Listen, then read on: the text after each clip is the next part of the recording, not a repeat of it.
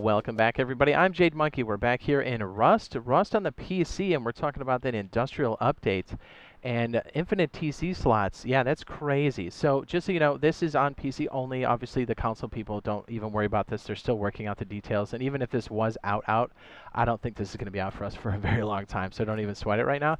But for the PC, this is going to hit us on main branch February 2023. But currently, you can play this on Auxiliary 2. So if you've got Steam, open it up. You've got Staging Branch, right-click. You can go to Options, and then under Betas, you can select Auxiliary 2, and then you can download and try out the industrial update.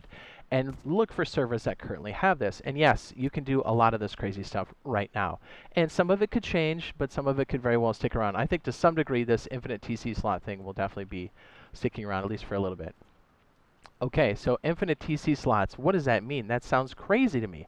Well, with this crazy piping system that's come in with the industrial update, you can take the contents of this box, which is metal fragments in this case, push it all the way through this conveyor and piping system through the wall, into the tool cupboard, or through the storage adapter on top, into the tool cupboard, and then on this socket right here in the tool cupboard, it's going to constantly fill it up, giving you, instead of having 24 slots on a tool cupboard, infinite slots, because you can plug many boxes into the side of a tool cupboard, making this pretty OP. Remember, you can build large, but you are still going to get taxed exponentially as things go up, as that's how upkeep does work. If you'd like to see more information, you can tap full video on the screen down below if you're watching this as a short, or click in the description or in the pinned comment. And if you're watching this as a full video, just stick around. Okay, we're going to walk through why this works, how it works, and some additional pieces you can attach to this to make this even more efficient. Now, things are breaking left and right here. Things are very much going to be adjusted. The cost of things are very, very low right now, and I think that's on purpose so they can test this mechanism.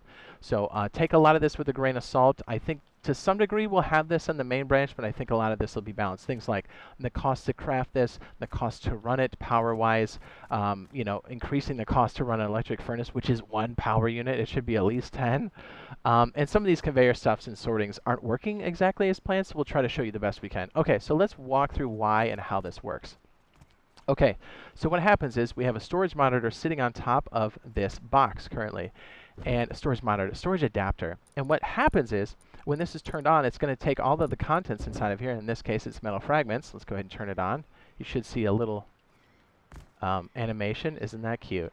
And then if you look here in the tool cupboard, you'll see this slowly filling up. And as long as you have an empty slot, it will constantly fill it up. And you can see the rate is pretty dang good. And yes, you can control the flow of this, but you can already start to see how absolutely OP this is. Not only like, if they allow us to pass through walls, you can already see the implications there for bunkers, just for making larger compounds, or for the solos that like need to have their base more automated. Being able to go out there or even check the contents of your tool cupboard by using the storage monitor on top. Yes, this does connect to your Rust Plus application. So yeah, it's on your phones. That's crazy, right? Okay, so back here, what happens is if you have a conveyor on the line, we have an industrial in on one side and an industrial out. Same with the storage adapter. We have an out and an in. And in this case, it's taking contents out of this box and putting it into this conveyor itself. So if we go modify this filter, you can select what you would like to put inside. And again, this could very well change. I think there's a few bugs in here, and they could definitely use like an exclusion. But the way it works now is once you place this here, you can place a maximum of how much is going to be in a container, and then it will stop, and then you have a minimum amount as well. Pretty much, it sounds really confusing, and it is, but mostly you kind of pick these to kind of push the items through. Like I said, this is most likely going to change, but in this case, this is a closed circuit, so we don't have too many problems. But when this is on, it's definitely piping this out of the adapter, or conveyor, into the storage adapter, and then on top you can already see the tool cupboard's already filled up. Watch, we'll drop this, and watch it slowly start to fill up again. Yeah, crazy, right? The possibilities with this are insane. And I know there's going to be a lot of balance passes, and those of you worried about like the Rust experience, don't worry, there's still Rust Hardcore, and this won't be included in something like that.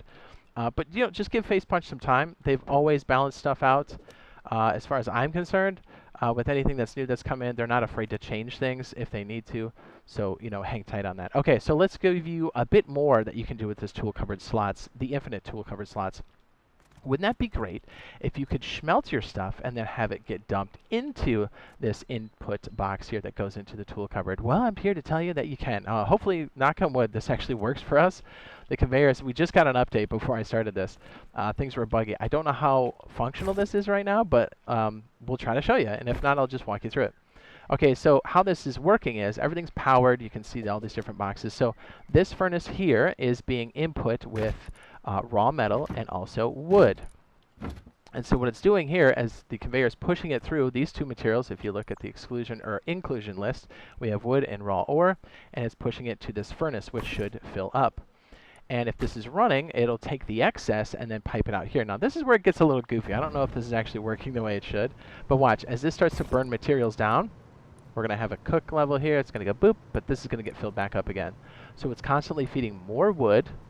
Come on, wood. Come on, wood.